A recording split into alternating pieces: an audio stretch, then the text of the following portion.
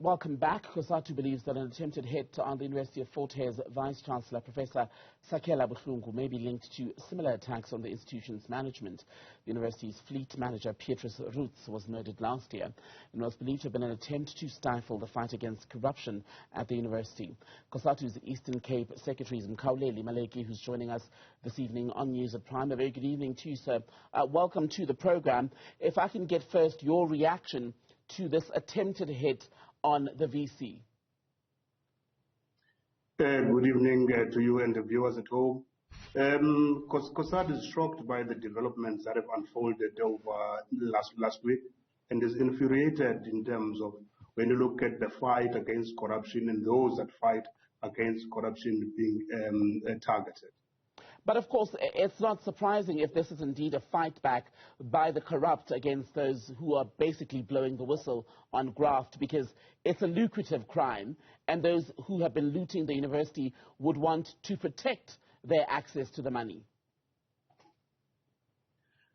For sure, their exposure to what has been happening over a period of time before the tenure of Professor Buhlungu, they would want the perpetuation of such a situation. Yet there's a prestigious university that is a national heritage and even the continental heritage if you look at those that attended schooling there. And when you look at the negative publicity that has been attracted by the university, it's tainting the image and the reputation of the institution. So Professor Sakhela Buhlungu is really wanting to put the university on the defined rails, so to speak. And last August, President Ramaphosa signed a proclamation allowing the SIU to investigate alleged dodgy awarding of degrees and dodgy enrollment. There's also been claims of corruption in contracts at the university, including some awarded for cleaning and transport and garden work even. Do you think that proclamation may very well be what is at the heart of what's happened this week? For sure it should be.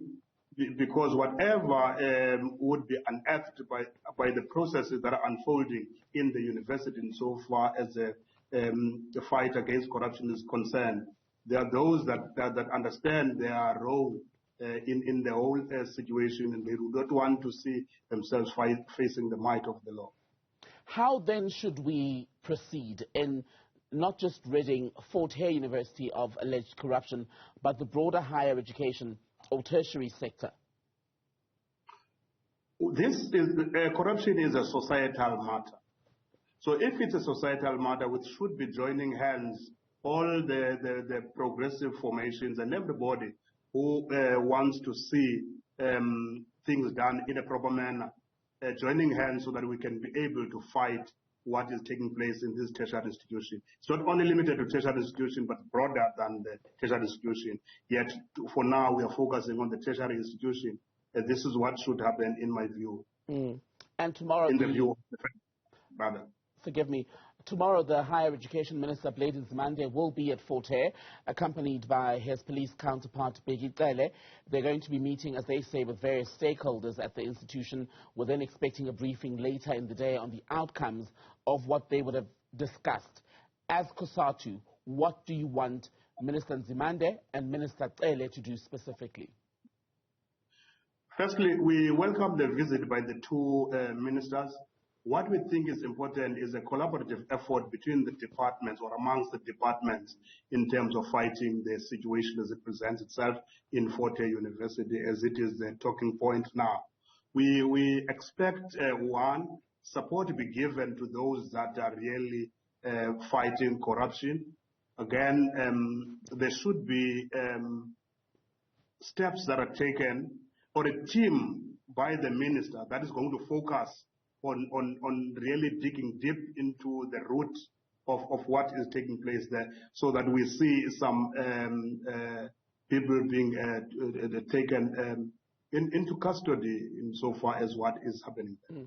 Do you expect, though, that in the engagements with the two ministers tomorrow, if they do speak perhaps to the broader staff community at the University of Fort Hare, that people will or may be afraid to speak honestly, because there's been some reporting suggesting that those behind the graft at Fort Hare are politically connected? Just on Friday, a bodyguard of the VC was killed. So without guaranteed protection, people may not feel free to speak openly. Well, for me, it's difficult to say what is it that they would do. Would they be comfortable to speak to them, or would they have fear injected to them by those that are really responsible for the graft? But what I think is important is to encourage them to speak truth to power, so that there's a change insofar as what is obtaining in the university. That's the university of the people, and it's about time people take responsibility of the assets of the people. Cosatu, because it should not be seen as an isolated agenda of the Department of Higher Education, whose face there is Professor Sakhela Buhlungu insofar as putting the university back to track. Thank you very much for that. Cosatu Eastern Cape Secretary Mkhawuleli Maleki, thank you for your time, sir.